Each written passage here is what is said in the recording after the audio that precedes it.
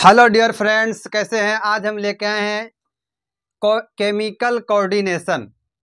Chemical coordination में generally हमको पढ़ना है एक्सोक्राइन, इंडोक्राइन, नर्वस सिस्टम कि कौन सा क्या करता है, कौन हार्मोन निकालता है, कौन एंजाइम्स निकालता है, उसको पढ़ेंगे। तो हमारा जो केमिकल कोऑर्डिनेशन है, इसका मतलब होता है कि हम लोग का शरीर जो है, जितना भी हायर वर्टिब्रेट्स है, उनको कोई ना कोई कोऑर्डिनेट कर रहा है, कोई ना कोई मेंटेन कर रहा है। तो वो कौन कर रहा है?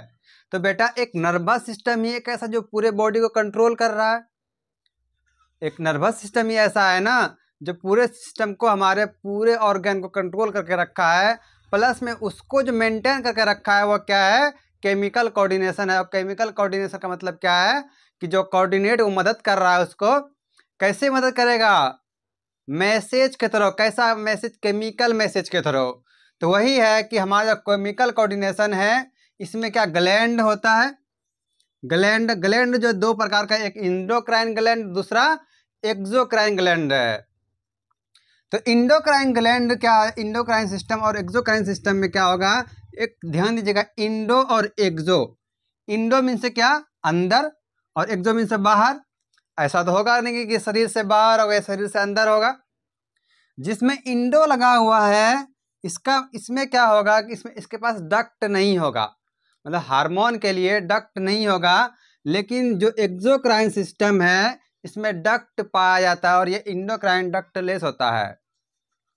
पहला ये हो गया। दूसरा क्या, ये प्रोड्यूस करता है हार्मोन का, जिसको हम लोग कहते हैं केमिकल मैसेंजर। केमिकल मैसेंजर क्यों कहते हैं कि मान लीजिए अगर हम अपने मम्मी पापा से गले मिलते हैं, तो क्या होता है कि हमको खुशी महसूस होता है। तो वह खुशी जो महसूस हो रहा है, वह क्या हो रहा है? इंजाइम्स का, हार्मोन्स का रिलीज हो रहा है, जिसको हम लोग केमिकल मैसेंजर के नाम से जानते हैं। मतलब क्या, ये मैसेज भी देता है। जिस तरह ब्रेन और ये केमिकल्स के द्वारा हमारा बॉडी कंट्रोल हो रहा है। फॉर एग्जांपल के तौर पे मान सकते हैं कि हम लोग, जैसे ब्रेन है हमारा, पूरा का पूरा बॉडी कौन कंट्रोल करता है बाबू? वो ब्रेन करके रखा है।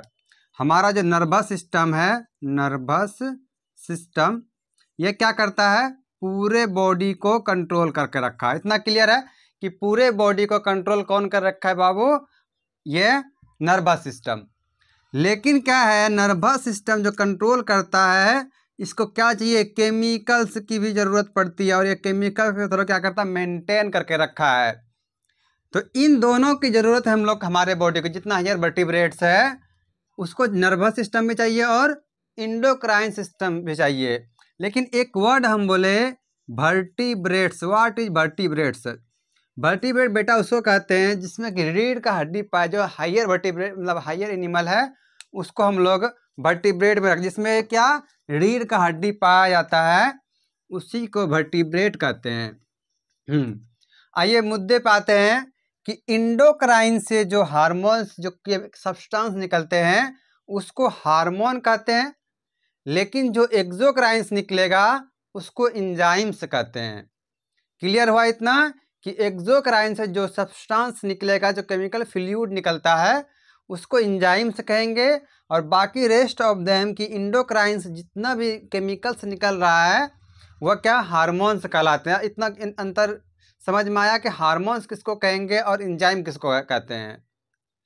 दूसरा है कि इंडोक्राइन क्या करेगा? हार्मोन्स को डायरेक्ट रिलीज करता है ब्लड में, क्योंकि इसके पास डक्ट नहीं होता है। इंडोक्राइन के पास बेटा डक्ट नहीं पाया जाता, तो ये डायरेक्ट किस पे डालेगा? ये अपना हार्मोन ब्लड में रिलीज करता है, और ब्लड से फिर कहाँ जाएगा? टारगेट सेल के पास। टारगेट सेल बोले तो कि मान लीजिए किसी सेल को केमिकल्स की ज़रूरत है, तो केमिकल्स कैसे पहुंचेगा? वह डायरेक्ट ब्लड में गया, ब्लड से फिर टारगेट सेल के पास जाएगा। लेकिन एक्सोक्राइन में कुछ ऐसा नहीं, क्योंकि इसके पास क्या है? डक्ट है। और जब भी ये ट्रेवल करेगा, केनाल के थ्रू ट्रेवल करता है। ट्यूब लाइक स्ट्रक्चर होता है, इसे हम लोग केनाल कहते हैं। और ये केनाल के थ्रू ये कहीं भी जाता है। जैसे क्या हो गया, एक्सोक्राइन में सिलिवरी ग्लैंड आता है, स्वीट ग्लैंड आता है, गॉल ब्लीडर और लीवर, यह सब क्या है? एक्सोक्राइन है। और इंडोक्राइन की बात करें तो क्या है? पिट्यूटरी ग्लैंड, एड्रिनल ग्लैंड और पेंक्रियाज। और ये बहुत सारा, ये सब क्या कहलाता है? Endocrine system. कल से हम लोग पढ़ेंगे थायराइड ग्लैंड। Thyroid gland